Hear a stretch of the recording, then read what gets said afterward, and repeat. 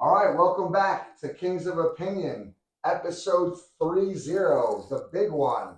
We got the usual suspects here. We got the Wander and we got Ernie. Everyone say hello. Happy Tuesday. What's happening, fam? Hope you're doing well. That's right. It's a special, I guess, Tuesday edition that we don't do very often. Probably because if you watched last episode, I was going to the Jet Charger game. So that's going to be my rant of the week. Roll right into the okay. rant, right? Here comes the rant. Nice open. Perfect segue. I didn't even have to. I didn't. It's so smooth. It's just organic, even.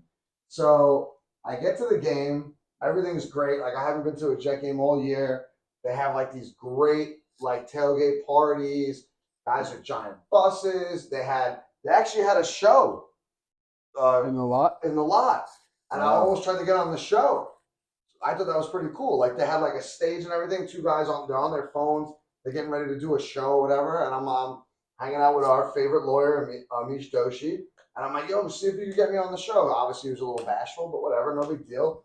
And they had that going on. And then right behind it, they had like a little mini concert. No. So it was pretty cool, right? And Do we know who the show was? no, it was like two dudes. I didn't get any closer. I was trying to get to my own tailgate party. So get to the tailgate party. We're having a good time. A little pong, a little drinks, a little food. We're all hyped up for the game.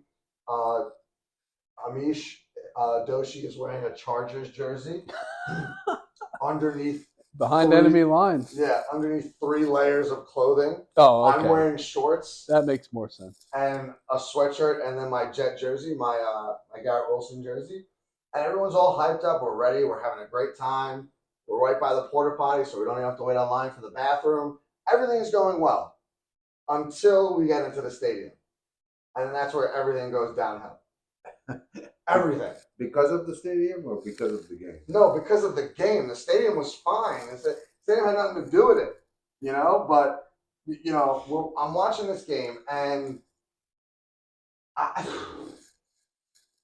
don't know what to say about the Jets coaches. I don't want to put it all on Zach Wilson because it's not all his fault, right? You can't. You can't. Again with the drop passes. How many drop passes were there? Too many to count, but even still, 8 sacks is unacceptable. That's on him. There were quite a few of those that were definitely on him. Dude, he's running and it's like second and like 4, even 6, whatever it is. And he's running back and he goes back 10, 15 yards and then he gets sacked. And now it's like 3rd and 20. You're not going to get anything done at 3rd and 20 because you're not Patrick Mahomes or even Josh Allen or any of the really, really good quarterbacks that you might be able to get close enough where you're on like the 49-yard line and it's 4th and 1 and you might decide to go for it because you do have a stellar defense. We have a stellar defense. But the same thing with every loss that I've seen, right? The defense is on the field for 30 plus minutes. They're going to give up points if they're out there killing themselves. Yeah. Right. At the very least, throw the ball away. If you're going to scramble all you want. Just make sure you don't get sacked. Throw the ball away. I'd rather take an intentional grounding for 5 yards than 10 or 15 yards by a sack. Yeah, I noticed a few times that he just doesn't. It's either he's scared or he just doesn't know how to pick up the read where he has a lane to run. You might not get the first down. You might not get much more than the stupid little dump offs that he tries to complete, but he's just not picking up that chance to run and just get positive yardage instead of negative yardage. Yeah, and it's not just negative yardage. Like when you have a rushing play and you get stuffed 2 or 3 yards behind the scrimmage line, you can make that up with a good pass play.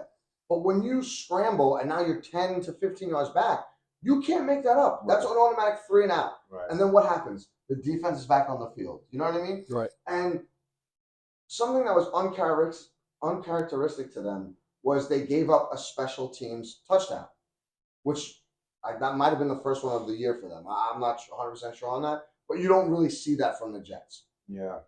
And that was bad in itself because it was I think it was the fumble on the first 3 and out or whatever it was. Yeah, it was deflating. It was because it was right after the defense had stopped them, I think it was a 3-and-out. They did nothing and punted it away, and then just gave the touchdown right up. And a team like the Chargers, as bad as their defense is, you can't spot them 14 points if you're the Jets with no offense. And the funny thing is the Jets have a decent enough offense with their skill set players. Like their wide receivers aren't terrible, even though they did drop a lot of passes. If you look at their overall stats, Brees Hall had 20 carries for 60 yards. That's not that impressive, but if you would have fed him more, it would have been better. Garrett Wilson had like 8 or 9 catches for 70-something yards. You feed him more, it would probably have been better off, right? It's just the quarterback and the offensive coordinator is not tying in, I guess, what works for Zach Wilson. Like the Zach Wilson we saw when he played Kansas City at home, we haven't seen that since. Yeah. Like even after that, he played Denver and he was lost. He played Philly, he was kind of lost. He didn't hurt them because he didn't throw interceptions, but in this particular game, he had 2 fumbles. That's 2 possessions that the defense has to come right back out on the field. Yeah. They got like a minute or 2 of a break, and you're back out there. You know?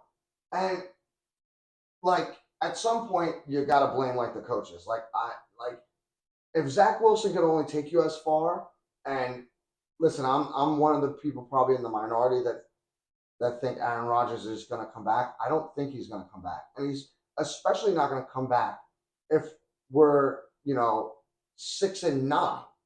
You know what I mean? Sure. Why would you? So you have to win these games. That Chargers game was a winnable game. Yeah. I mean, listen, it's like every other week. I mean, the defense is keeping them in every game. That's a certainty. But well, this is the one game they really didn't. oh no, they but it's not absolutely did. It's not their fault. They absolutely did. They kept them in the game. The defense, I think, the defense played well. Well, they gave up 14 points in the first half, and then they gave up 13 in the second half. 7 of it was a punt return, so you're not blaming right. on the defense. And then the other 7 you could say at the end of the game was just a garbage time touchdown. So I get it. Yeah. But those things will happen when your offense is not doing anything. The Chargers had under 200 yards of total offense. I know we had more. What more could you ask for? Yeah, not true. for anything. Good point. But Zach Wilson, I faced our friend Carly Lim this week in fantasy football, and I had Herbert starting, and she had because of buys and stuff, she had Zach Wilson starting. Zach Wilson had more fantasy points than Justin Herbert. Yeah, wow. He had over 200 yards passing. That's not the problem, though. Okay, we know he could zip the ball in there. The problem is everything else. Did any of those passing yards involve a touchdown? No, they did not, because we only scored 6. No. Right? That's the problem here.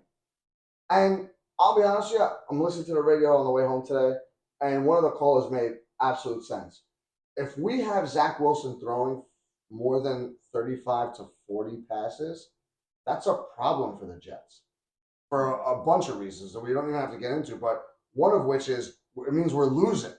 Right. Like we should be peppering the ball with Brees Hall, and then he should be throwing it just to keep people honest to Wilson or Lazard or whoever the hell is open. Yeah. We have good tight ends that can catch the ball. Even if it's 5 yards, you keep them honest, and then Brees Hall is gifted enough to run the ball down these guys' throats, especially the Chargers. They don't have a good defense. Which is surprising too with some of the players they got on that team. But right. But again, it goes back to what you said before. When you fall behind 14 points, that strategy goes right out the window. Right, but it's almost like keep up with it in the first half. I know you're down 14 in the first quarter or early in the second quarter, but try to get a touchdown out of it somewhere. You know what I mean? There were times where it's like 4th and 2, 4th and 3, even 4th and 1. You're not doing spark the offense. Yeah. Come up with this guy Hackett is supposed to be like a great offensive coordinator, and I'm starting to think he's only great because he was playing with Aaron Rodgers all this time. That's definitely a way to look at it. You know? Sure.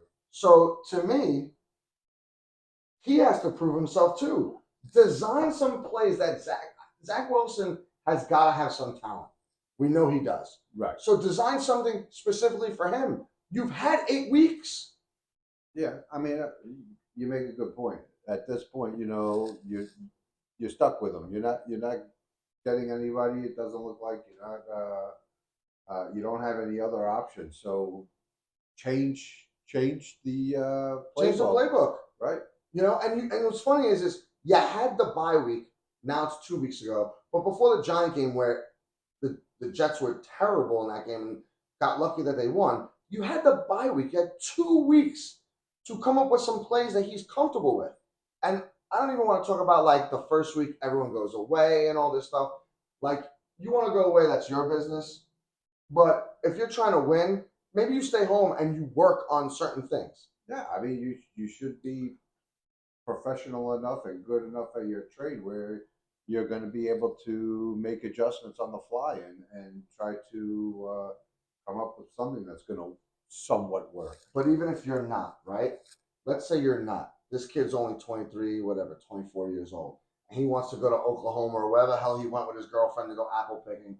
I don't begrudge him that. You want to go for 2-3 days? Go for 2-3 days. You still have, 10, 11 days, right? If I'm Hackett or even Saleh, you're the head coach, right? Your season, if not your job, is on the line these next couple weeks, right? At least the next 4 or 5. You beat the Chargers, the Raiders, and whoever else comes after that, I forget.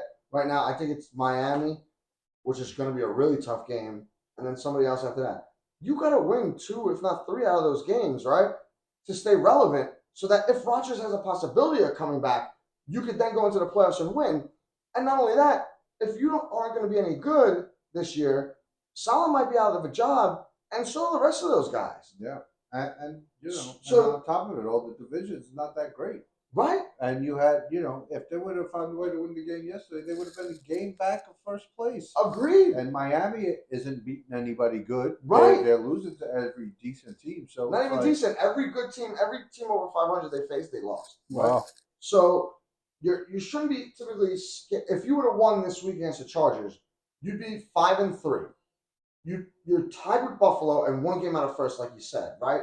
You shouldn't be scared of the Raiders or the Dolphins coming up the next 2 weeks. You should go in there confident, thinking our defense is better than theirs. Our offense will get it done. Yeah. If you're Robert Saleh, you should almost be like, guys, hang back. We need to change what's going on here. We need to figure out. I don't even care if it's 4 plays. You keep everything the same. You change 4 definitive plays that you could almost execute on a dime, and it'll work almost every time. Right. So that you're in a pinch, we're going to play number 4, and then it's a go time, right? kind of like the tush push with the Eagles, right? Yeah, something similar to They that. obviously practice that For sure. all the time, and they're successful with it all the time. Agreed. Something similar to that. And it doesn't have to be anything crazy. It could be Brees Hall in a flat. It could be, How'd they do running the ball? yesterday? Yeah. Decent, but not great because they were They behind. couldn't do anything else. Yeah, Yeah, they were behind. So, like, they automatically shifted to him passing the ball 40 times. And I think he had like 200 and something passing yards, which isn't bad. The bad part is the TD area. There was 0 TDs. Not 1, not 2, not 3, 0. That can't happen against a team that has no defense. Yeah. And we've talked about the Chargers. We know that they have Bosa, they have Khalil Mack. They should have a better defense, but they don't. They get run on all the time. So I don't understand. Like, are they sabotaging for no reason because they're stupid? Yeah, but the problem is at this point of the season with already 4 wins, how can you sabotage? You can't. I mean, if you tell me they had 1 win or 2 wins, yes. No, but what I mean is, like, they're not adjusting on the fly like a really good head coach would. Well, I mean, maybe that's just a testament that they don't have the right coaches to have. Like, you almost got to be killers in this league because we've seen it time and time again, and not just in football. We just literally saw it in baseball with the World Series. You could be a wild card team, get hot, and win it all. The Giants did it when they won in, I want to say 07, but it might be 12. I'm not sure. But they were a wild card team, and they won the Super Bowl. Yeah. So all you need to do is get in and then get hot. But you're not going to get hot if you're not adjusting on the fly. One of the things that makes Belichick so great is if something's not working in the first half, he'll have a game plan that's totally different in the second half. Yeah, but I mean, at the same time, you have to have the players that are going to make it work. And obviously, Belichick this year is showing he doesn't have the players to make it work either. So, you know, But he still tries, though. oh yeah, yeah, You know yeah, what I mean? definitely, Like, definitely. there's still something to be said about that, right, Wander? Yeah, I mean, they listen. You would think they would have more on offense, although it's not what they started with. You would think by now it would be there would be some development in that department. Yeah, and there is none, in my opinion. Like, there should be, but it's almost like they're pretending Zach Wilson is Aaron Rodgers. And nobody's Aaron Rodgers. Patrick Mahomes isn't. Josh Allen isn't. Justin Herbert isn't. Nobody is. He's his own guy. And I'm not going to wait around for week 15 and then he's all of a sudden fine and well and dandy and he comes in and saves the season. Because by then, the Jets could be 4 and, 11 or whatever it is. But like you said before, if that's the case, I don't think they're going to bother anyways. No, he's not. I'm just being sarcastic about it, saying like their season every week is on the line. Like now they go to Vegas and they're playing the Raiders, and the Raiders just demolished the Giants because they got rid of their head coach, and now they have Antonio Pierce there as their head coach, who's somewhat of, I guess, inspirational figure right now, and he's pumping them up. And the Raiders aren't a bad team either. I think they're also 4-4 or 4-5. I'm not sure. It's right around there because I don't know if they had a bye week yet, but they're right there. So they're also fighting for a wild card, and the AFC is up for grabs. Yeah, especially their division. Like we said, the division is. Had they won, they would have been a game back. Yes, a game back. So now you go to Vegas, and you're gonna play in Vegas, and you got to go up against Devontae Adams and Josh Jacobs. And the one thing I'll tell you about the Jets is where they didn't look good defensively was in the run game, and then all the penalties that they had. There were so many penalties in that game against the Jets. Some might have been good calls. Some might not have been. Like I'm watching it from the third section up, and like it's kind of hard to see when you're watching the game not on TV. Yeah. But like it just seemed like every time the Jets either got a positive yardage play on offense, they got a penalty to pull it back. And then every time they stopped, like the defense stopped the offense, they got a penalty to push it forward. Yeah. So like I mean, I don't remember any particular flags standing out as bad calls, but it just seems like especially lately, the last few weeks, it's just like flags and flags in every game. It's like enough already. Yeah, I mean, either let them play or just whatever, throw the game away because some of this stuff is getting ridiculous, and you're costing people. It's almost like you're costing entertainment because I'm watching this game and I'm sitting there and I'm like, oh, the Jets just 15-yard pass, first down, and then on the screen you see a flag. Oh, it's coming back. Great. Right. You know. Yeah, it was very, very discouraging game because it was the game was there to win. Yeah, it wasn't. It was a blowout by the end, but by no means was it a true blowout where like the Chargers were dominating the entire time. They just did enough. No, never at any point. Because again, like we said, the defense kept them in the game, which is their formula to win. It's just you.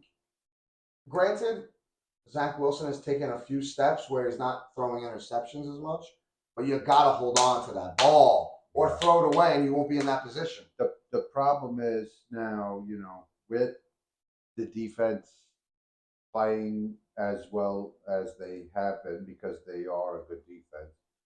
Do we start to see division within the team now, right? Because at some point, these guys are just going to get ultra frustrated and like I heard something earlier today that these guys are getting text messages. They're seeing social media, right? Their friends, their family, they're all going to be supporting them and saying, the offense is screwing you. The offense is screwing you. It's gonna cause some. Some some locker room issues. Yeah, definitely. But this is where the coaches come into effect.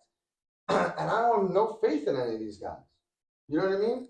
Like even let's just shift gears for a minute. Let's not talk about the Jets. Let's talk about the Dallas Philly game because that was the game of the week, right? Mm. I was watching that game. I think we were at what Fallon's by the time of that game. Did you ever see that game? Some of it. So Dak Wilson was a true all-star or Pro Bowl or whatever you want to call him in that game. He played his heart out, and they still lost. Yes. That game definitely had some bullcrap calls. Yeah. Especially against the Cowboys. Yeah. Especially towards the end of the game where there was that one flag with the hands to the face and they picked up the flag. Like, how are you picking up that flag? Either his hands were in his face or they weren't, and they clearly were. So how they picked up that flag, I have no idea. But the fact of the matter is that does he stay in bounds and score that 2-point conversion? That next drive, they were in field goal range. It would have been a tie game, and who knows what happens. Right. But it's stupid fucking errors like that just screw the whole game up. But again, he played, I guess you could say as close to a perfect game as he's gonna play. And Yeah, no help. Like it was almost like it was in the bag for Philly to just win that game. And I think that's the problem around the league. Like they want to have so many teams bottlenecked for certain positions that it's almost like you want to believe that there's a script going on in the NFL. Like this team has to win no matter what, make it happen. I don't want to believe that's the case, but when you see how many teams are so, well, I'm looking at the word, mediocrity or mediocre. yeah, Like, and then you watch these games like every weekend, like we do, because we're watching almost all these games. We're not catching everything, right? But for the most part, we're at Fallon's, we're watching all these games. We're seeing a lot of it, and you see flag after bullshit flag thrown around and changing the course of games. Now, does it happen all the time? No, because sometimes you don't need it to. Because if Kansas City's playing the Carolina Panthers, they should just demolish them anyway. You don't need it. But I guarantee you, if the Carolina Panthers decided to play and give them a hard time, you're going to see flags going up all over the place. right. And I hate to think that way, but I feel like the more teams that are bunched up in the middle for a wild card spot, the better it is for the NFL.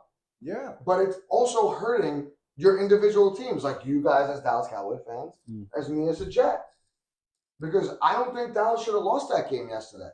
No. Not yesterday, Sunday, I'm sorry, Right. it was Tuesday. But I don't think they should have lost that game. They were, in my mind, when I was watching that game, they were superior to Philly that day. But a few calls didn't go their way, and they lost that game. Yep. And not to say that the Jets had the same thing happen with them on Monday, but we go back a few weeks when they played Kansas City, and we could talk about that for an hour and a half, how they blew a bunch of calls against the Jets, and that's why Kansas City won that game. Yeah. Especially one late, which was the pass interference call against the Jets of Sauce Gardner, which wasn't even a thing, whatever. But I digress. I'm just saying, like, it's kind of hard to separate if it is a script or if it's not a script as the weeks go on. Yeah, and I mean, the more you hear people talk about it, and the more these things happen, like you say, it's hard to go. To discredit it, Yeah, I agree. So, we have any other games you want to talk about? Wander, any games that you watched this weekend that you want to talk about? I did watch a little bit of the early game from Frankfurt. The Germany game. Yeah. And? It looked like the Chiefs were firing on all cylinders. Didn't look like Miami could stop them in the passing game early. Yeah, and again, same situation, right? We said Miami's just not beating anybody good. Nope. And talk about script. And once again, It played out. No Swifty in the stands, and Kelsey had a crap game. Yep. We as a team were the first ones to report about that, by the way, just saying that he's garbage when Taylor Swift isn't around. She might have to be at every game now for the end till the end of the season, because otherwise he's just non-existent.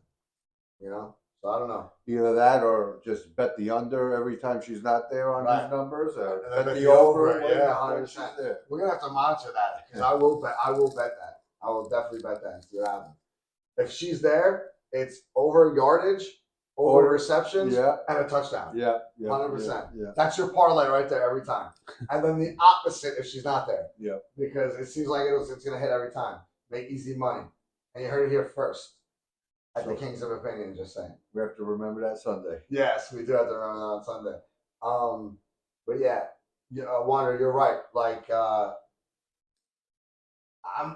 I'm not worried about the Dolphins. Like this whole Mike Daniels, whatever he's got going on with the watch and that stupid sunglasses and him wearing sweatpants and whatever, walking around.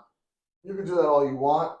Until you beat a good team, no one cares. And that's the frustrating part from the Jets aspect, right? The division could be theirs. Because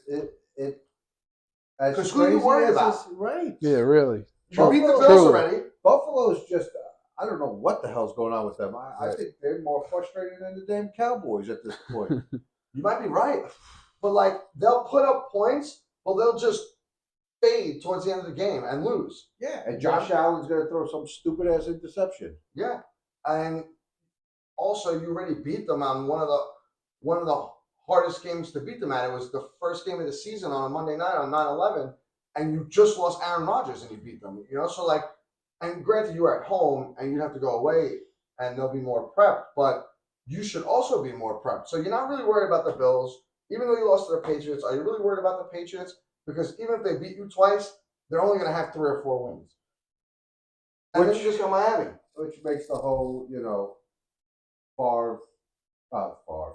Jesus Christ. The whole Rodgers. Aaron. Yeah. The whole Rodgers thing, that more mind-boggling, right? Because where do you think they're at right now if he's played every game and didn't get hurt? Well, they're 4-4 right now. I'm just going to tell you right off the top, I'm going to clip 2 games to the win side. Very easy to say 6-2, right? 100%. And where would that have them right now in the division? First place, tie for first. And which would make the next Miami game in 2 weeks a big deal because that would be for the division lead. And if you tell me I got the Jets in their defense with Aaron Rodgers going against Tua, their offense and their defense, that's a almost a no-brainer. That's a pick'em. Yeah, a pick'em. but for sure. For me as a fan, it's almost no-brainer. I'm going in there confident thinking the Jets are going to win. Yeah, you know, especially the way Miami's playing against good teams this year, right? Right, 100%. And not to say Aaron Rodgers would like throw for 400 yards and 4 touchdowns, but he'd move the ball enough, get you 20-something points, and the defense would be so rested where like they'd be all over. It's pretty safe to say that his production would be a lot better than light years. Zach Wilson's. Light years. And just even if they didn't score a lot, even on the off chance they only scored 17 points, he'd move the ball enough every time to give the defense enough of a rest to hold them to 10 points. Right. That's the whole point. Right. If you're built around defense, which the Jets obviously are, even when they had Aaron Rodgers, like that was just a chip on the shoulder, like almost like now we have a quarterback, so now not only can we beat you defensively, but if it's a 2-minute drill and we're down by 3, Aaron Rodgers is going to win us the game. Yeah, for sure. You know? For sure. So that's what we don't have right now, which is now we're totally relying on defense, which means you have to figure out a game plan, in my mind, for the offense just to move the ball 30 to 40 yards every time they touch the ball. And it's not always going to put you in field goal range. I'm not stupid. I'm not naive. If you start at 10 and you get to the 50 and you punt it, you gave them 10 minutes of breathing time. Even if it's 4, 5, 6-minute drives. Agreed.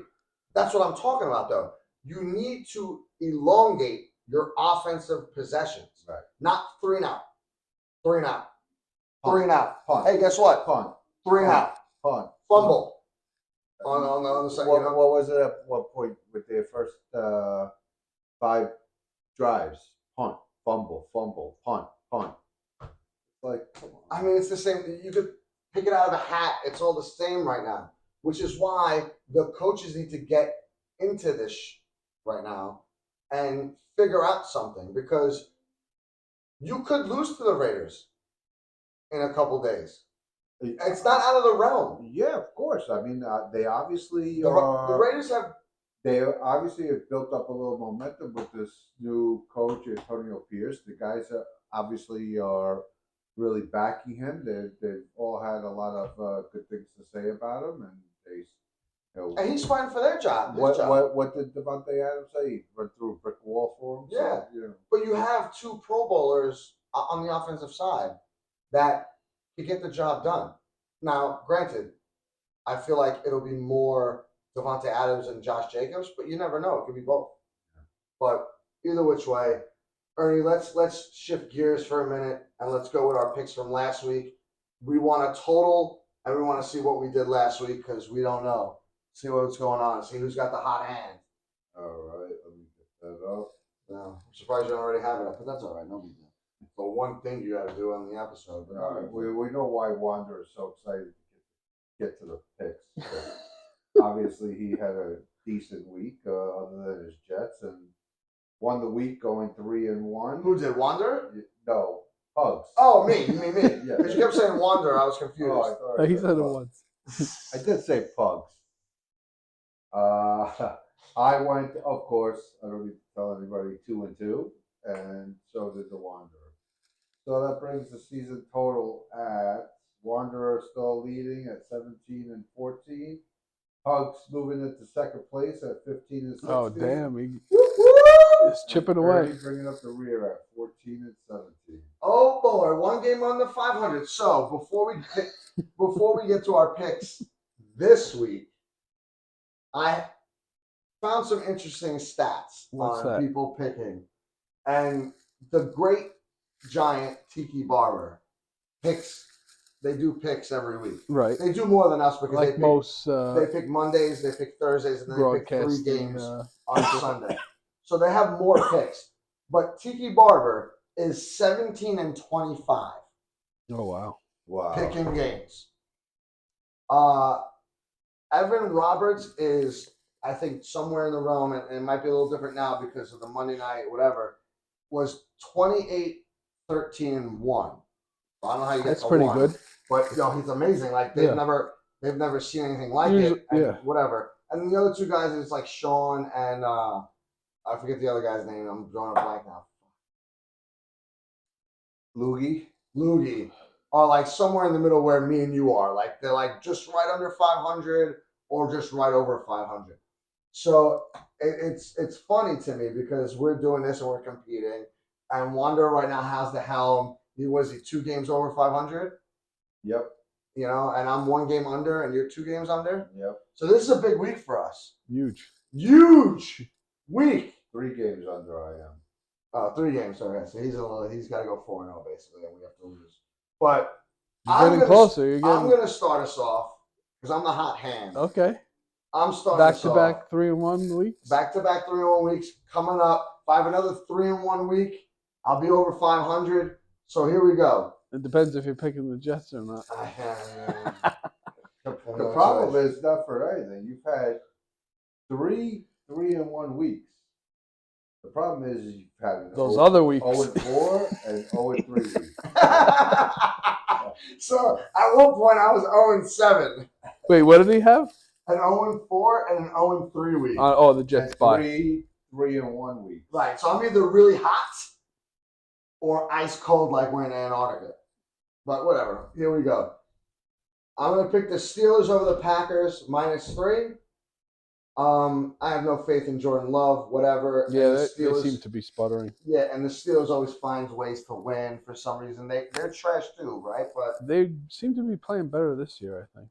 yeah, their record shows better, but their quarterback is like Not a almost on great the same team. level. No, not a great team, though. Yeah, not great. Like they just find ways to win. So I'm thinking they're just going to win by more than 3, 4 points, whatever it Right. is. So the complete opposite of the Jets, where Right. Right. Exactly. the quarterback is pretty much in the same situation, Right. but they're still 5-3. Right. Which is what the Jets should have been, but it's just the Steelers have a good coach and probably makes adjustments, and the Jets don't. And anyway, here we are. Now, I'm going to also take the 49ers, giving 3 to the Jags. The Jags have been on an upswing. The 49ers have been on a downswing. I'm thinking that the 49ers are going to come up and win one because they lost the last 3. You got faith in Yeah, Purdy? I got faith in Mr. Irrelevant. Like, why not? Like, he's due for a good game.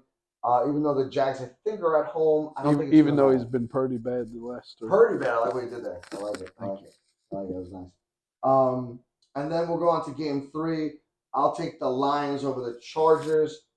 The Lions are just better coached than the Jets. And they have a similar defensive scheme and probably around the same amount of weapons, if not a few more, than the Jets on offense. I think the Lions are just going to be too much for the Chargers. The Lions are laying. That's not a spite pick either. No, Okay. not a spy pick. Good. The Chargers defense just isn't going to be able to hang with the Lions offense, and I feel like the opposite is the factor as well. The Lions D can hang with the Chargers offense. So I see. if the Jets held down the Chargers the way they did, I feel like the Lions can do something similar. Got you. And then I got to pick the Jets. I'm not going to pick against them. It's only a point and a half to the Raiders. Once again, I'm going to be there. That could be a good or a bad thing, depending on We'll find out what you liked about last week to this week. I was at the Jet game. The Chargers smoked the Jets. It could happen with the Raiders as well, but I'm still going to take the Jets because I'm a Jet fan. So whatever. Wonder. It's all right. on you now, pal. All right. So my picks for Week 10. First off, we're going with the first game off the board. We're taking the Bears -4 Thursday night over the Panthers. The Bears aren't really that good, but I think the Panthers are much worse. So that's the logic for that game, -4. Second up, we have Cincinnati over Houston, -7. I feel like the Bengals are heating up, and hopefully they can keep roaring. That's the Tigers. No, that's a Lion. Yeah. They both roar. Yeah, whatever. Anyway, A roar's a roar, moving right? on to another animal that has a fierce roar. We're gonna go head to head with my man Pugs here. We're taking the Jaguars at home in Duval. Is that where they play? I forget. Anyway, +3. Jags are the pick. That might be the game of the week, low key. Yeah, I like that game.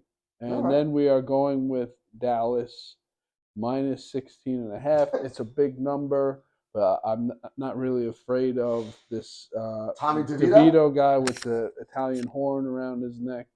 I have a feeling it's going to be Matt Barkley this week. Yeah, You might be right. I think Ernie might be right. But yeah, so we're taking we're gonna take that big number and go with Dallas. All right, Ernie, bring us up on 16.5. the rear. Let's go. All right. Well, I will have a chance to gain some ground on the Wanderer this week. That's for sure. If you, We're going if you head to- do. But I am questioning not taking the Raiders now, remembering that Pugs is going to the Raiders. So. The bush is in the building. I don't know if I should make a change, but I guess we'll leave everything the way it is. If you stay If in it's the on the paper ready, it's got to stay on the paper. if you stay in the bathroom, who knows? Maybe Maybe I just won't even go to the game. I'll just give my tickets away. My first pick, I am going with the 49ers, like Pugs, going against the Jags. I think that with the week off, they are going to make a good showing this week. And plus, I put in a waiver claim for Mr. Purdy. somebody dropped him. Huh? Wow. He's been shit I'm for the last tired years. of Herbert. He's not doing anything for me, so let's go 49ers That's his MO. -3. Yeah. My second pick, again, along with the Pugs, I'm taking the Lions, given 2.5. I'm not going to gain any ground on Pugs this week, but Chargers showed nothing this week, so I'm feeling pretty good about the Lions. Third, I'm going with the Texans. Wow. I'm going to ride this CJ Stroud bandwagon. Monster for, game this weekend. Unbelievable. Monster man. game. Unbelievable. He seems to be just He's what the Jets want. right. And I mean, he was Unbelievable. it just Best goes to- fantasy day for a quarterback this weekend. and Schmedium had him on the bench, by the way. Good for Schmedium. Shout out to Schmedium. You suck. But I mean, it's just crazy how, like, when you really break down the draft and everything, right? How they go back and forth. Who's going to be number one? Who's going to be number two? And the guy from Alabama was, number one for sure. Number one. In Carolina is not doing much, and this guy is just lighting it up. And that's why it's almost like a he's crapshoot. lighting it up with. He doesn't have any superstar receivers. He's making superstars out of these nobodies that you never heard of. No, they're not nobodies. Tank Dell's a nobody. He's a rookie. But Nico Collins was there last year. He's a second year sophomore. He's pretty good. But yeah, like he's definitely making them look better. But at times they're also making him. It's just a good combination. Like it fits for them down there right now. Yeah, like, I mean, it's not like Miami where you have Tua and Waddle and Hill, Tyreek Hill, whatever. Those guys are more established. But these wide receivers, those guys that were in those classes, are good wide receivers coming out of college. Like they're almost like can't miss wide receivers either. Like Texas kind of knows what they're doing a little. Whatever he's doing something. Right? Yeah, they're great. So we're gonna hope that hot hand stays for another week, and then who are the Texans playing? The Texans are playing Bengals. Yes. Yeah. So you're picking the Texans over the Bengals. I am. While Joe Burrows has been lights out the last 3 weeks. Well, he's due for a dud. Okay, here we go. I'm rooting against you. No, so honestly, let's go Joe Cool because he's my fantasy. To be honest with you, if I had a gun to my head, I would say that the Bengals are going to win. But that 7 is a pretty big number. That's a big number. I don't think, for sure. I don't think they're going to cover. Okay. And especially with the way Texas have been playing. Fair enough. And then lastly, of course, I'm going to take my Cowboys as always. I think that they'll have a bounce back week and bounce back. They had a good week last week. Thankfully, they got the perfect matchup. They really do right now. They really do. Jesus. All right. We'll see if the Giants can score a point. Yeah, I guess that does it for the football talk for the week. Oh yeah, that's a good point. That didn't happen in the first. That didn't happen in the first game. Has a team ever shut out a team twice in the season? Oh, I don't know. That's tough. Let's see. But they have a chance to. That's for sure. Some minor notes. The Mets lost out on Craig Counsell to the Cubs, and they're signing the Yankees bench coach Mendoza. Yep. So that seemed like a bit of a surprise to me, at least. I mean, me too. I thought Counsell was a shoo-in for the Mets job. Foregone conclusion. I agree. So you got that going on. Nothing much going on with baseball besides that. There's all these rumors. Well, what about what's your thoughts on these? People are pretty much up in arms with this Yankee press conferences that happened today. Yeah, well, so real quick, Hal said that both Cashman and Boone were going to be back. He said he talked to everybody that he needed to talk to, like Pettit, Swisher, other people, and they all agreed with him that, those are the guys that they should have. And then from there, nothing else was inspiring after that. I mean, everything else he said, I was just like, whatever. He was mentioning that, there's going to be a lot of moves made, some not so major, some not minor. One of the things we need to work on is our bunting. Right, like that was another thing. Like Aaron Booth says we have to focus more on the young guys bunting. The only thing good about that is maybe that they're saying that they're going to get a little bit away from the analytics at times, because with analytics, you're you don't give up and out. So you're not gonna bunt, right? So if they're saying that, maybe they're gonna listen to just the manager, and maybe when it's time to bunt, they'll actually bunt to scrape up a run or scrounge a run in, as opposed to us, oh, there's a guy on second, or there's bases loaded, no outs. Like maybe you'll teach guys to hit the fly ball and get a run in, or it's first and second, no outs, you'll bunt them over, like, and then you'll hope the next guy will get a fly ball and whatever, like get the run in. And what are your thoughts about the Cashman part of the press conference where he was dropping all those f bombs? I missed that part, so tell me about it. I mean, I didn't catch it either. I caught a little bit of it, obviously on the radio where everybody was talking about it, but people were a little like just baffled by it, like especially being that you're a high level executive and dropping f bombs like that. Like he was, it seemed like a lot of people's opinion were that he's like kind of angry that people are questioning his job and that whether he should be there or not, and he was like just kind of defending himself. But the way he did it, the people were just like, "How is this guy being who he is, dropping f bombs during a press conference?" And Were they bleeping it out, and or people okay with that?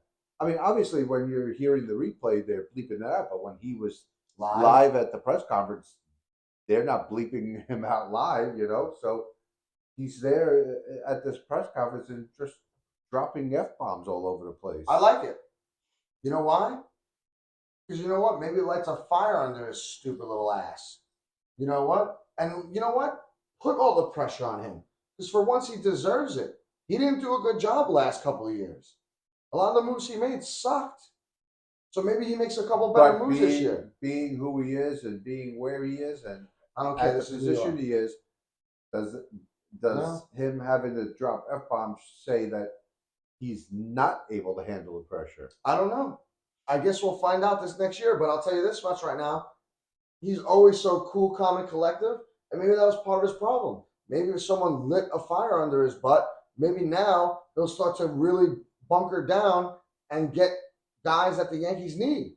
Like maybe if he feels like, oh, I'm not like me, for example, with our our famous family, the Limbs. I'm the adopted Asian. Maybe he feels like he's the adopted Steinbrenner. Maybe Howard to him like, hey pal, you're expendable too. So maybe he's upset. But maybe sometimes that's a good fire. When you have a little bit of fear and anxiety to do your job better than you've done before, because there's no perfect science to this, right? And he's done his job well for a long time, which is why the Yankees have been so successful. But now it's like you were 82 and 80. You didn't make the playoffs. Your team is in utter disaster, besides a few guys. By the way, Volpe did win the Gold Glove. I don't understand how that happened, but whatever. Somebody put that in my fantasy. I was a little chat. surprised to hear that as well, and I think they said it was the first Yankee rookie to win a Gold Glove. I was shocked by that too because we probably had so many of them. But that's neither here nor there. We'll get back on track. But maybe it's good that Cashman is unraveling at the seams a little bit, and now he has 3 or 4 months to get himself together and put a good product on the field and get the Yankee fans back into the Yankee Stadium and back into the games. Because we don't like this. Yeah, I mean, but again, going just by what I was hearing and people's opinion that I heard, they were saying the opposite, that they were totally non-apologetic for last season, didn't do anything to apologize to the fans, and that the way they handled it, more than to get people juiced for the season, they feel probably got people a lot more angry and to the point where like, do we want to buy season tickets now? I don't know. Well, I mean, I'm not going to buy season tickets anyway because I can't afford it. But Right. I will tell you this. I went to 2 or 3 games last year. They won all 3 of them. So I'm not disappointed when I went to the games. However, I was disappointed as a whole in the season. I didn't see or hear Cashman's comments. Maybe you could fetch that for me, and I could listen to it, and I could comment on it later in the week. Side note, though, real quick, I do have a nice video. I'm going to put it on Instagram of when I was at the Jets game and it started. We all had wrist bracelets, and it was like in tune to like whatever they were doing musically. So like it would be like green and white flashing, and then the whole stadium was whatever. I took a video of it.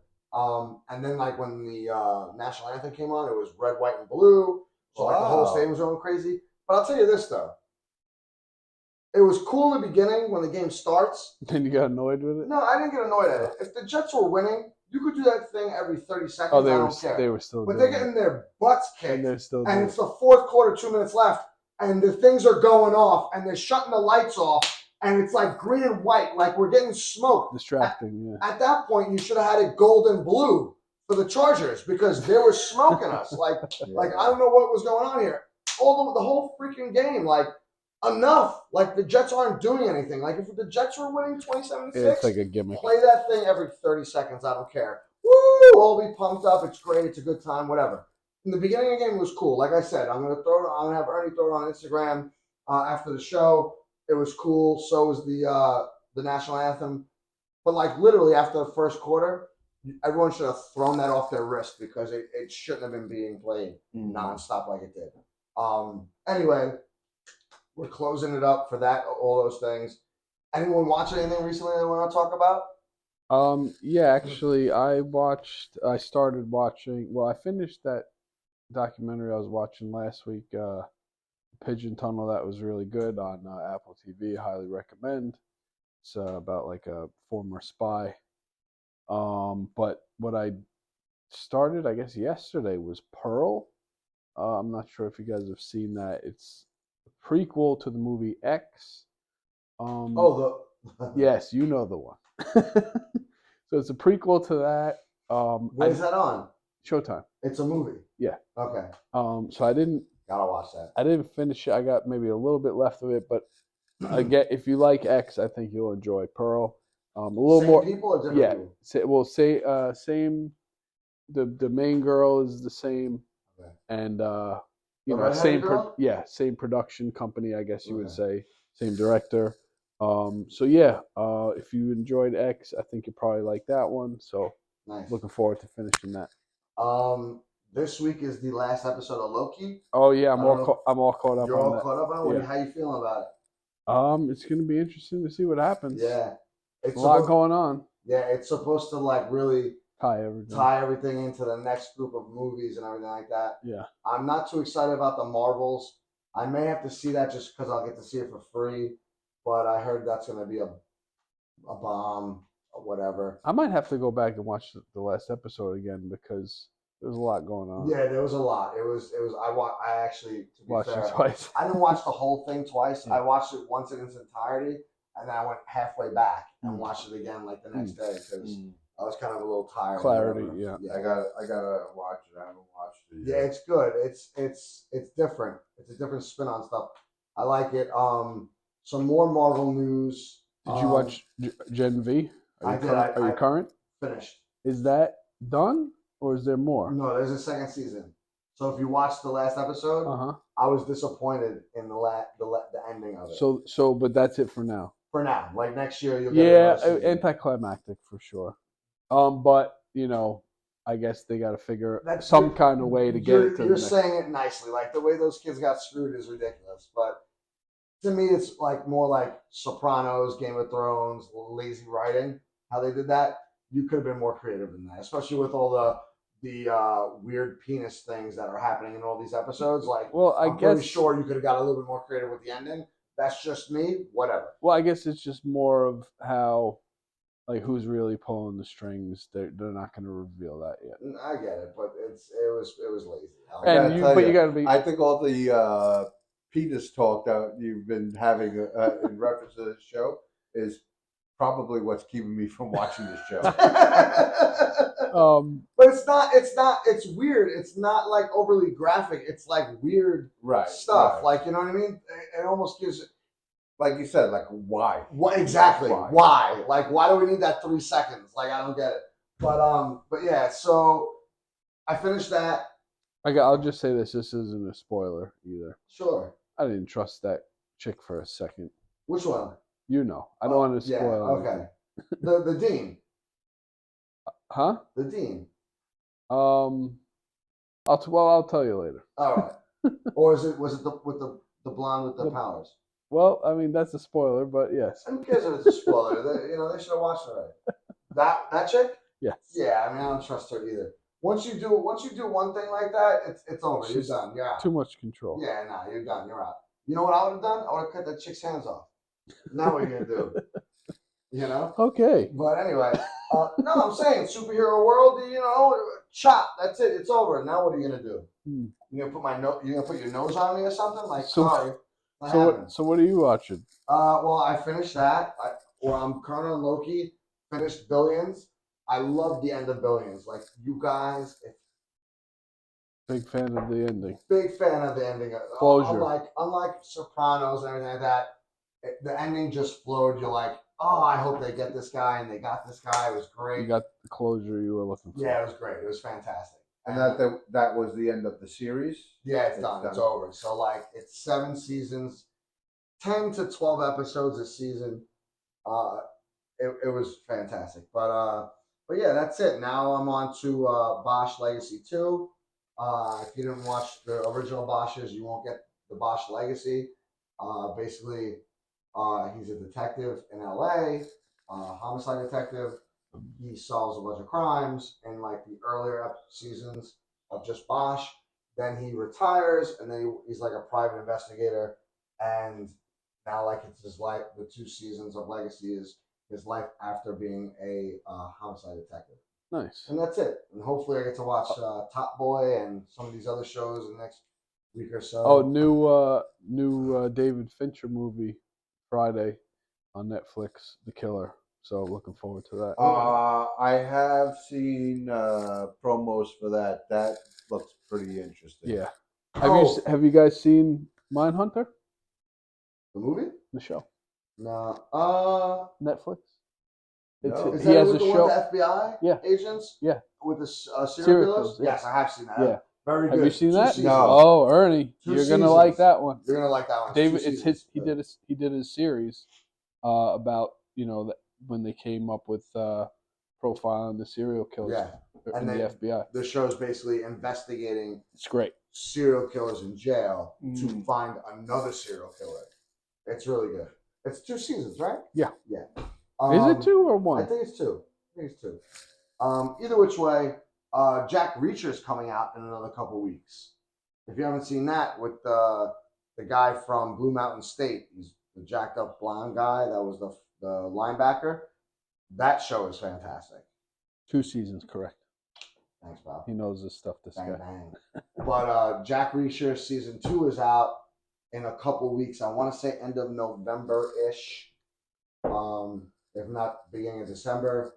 That's a show you want to watch. The first season was great. Only 8 episodes. Quick, easy, done.